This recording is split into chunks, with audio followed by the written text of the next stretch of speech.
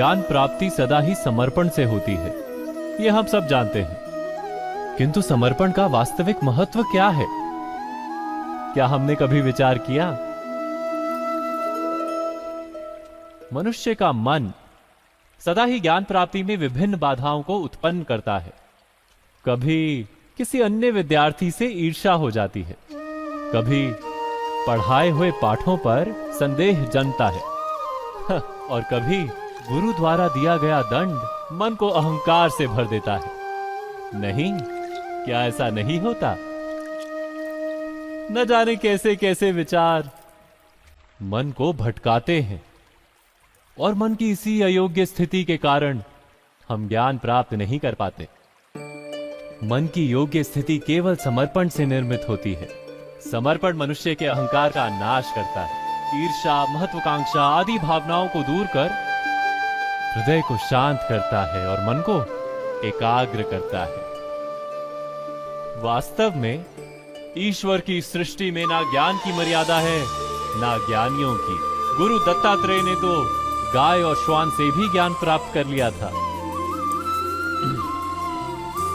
अर्थात विषय ब्रह्म ज्ञान का हो या जीवन के ज्ञान का या गुरुकुल में प्राप्त होने वाले ज्ञान का, उसकी प्राप्ति के लिए गुरु से अधिक महत्व है उस गुरु के प्रति हमारा समर्पण। क्या ये सत्य नहीं?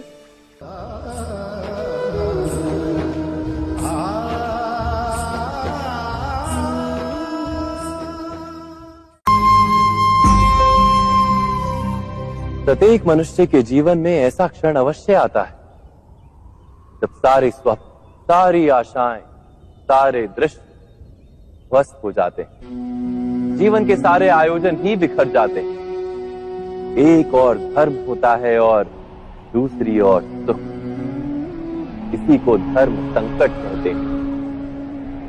जब धर्म का वहन ही संकट हो और धर्म का त्याग ही सुख हो। विचार कीजिए, कभी किसी स्वजन के विरुद्ध सत्य बोलने का अवसर प्राप्त हो जाता है, कभी ठीक दरिद्रता के समय सरलता से चोरी करने का मार्ग प्राप्त हो जाता है, कभी किसी शक्तिशाली राजनेता या राजा के कर्मचारी का अधर्म प्रकट हो जाता है। सबके जीवन में ऐसी घटना बनती ही रहती है। अधिकतर लोग ऐसे किसी क्षण को धर्म संकट के रूप में जान ही नहीं पाते। हमें किसी प्रकार के संघर्ष का अनुभव ही नहीं होता। सहजता से सुख की ओर खींचे चले जाते हैं, जैसे मक्खी गुड़ की ओर खींची चली जाती। वास्तव में धर्म संकट का क्षण ईश्वर के निकट जाने का क्षण होता है। यदि हम संघर्षों से भयभीत ना हो, सुख की ओर आकर्षित ना हो, अपने धर्म पर दृढ़ रहे, तो ईश्वर का साक्षात्कार दूर नहीं।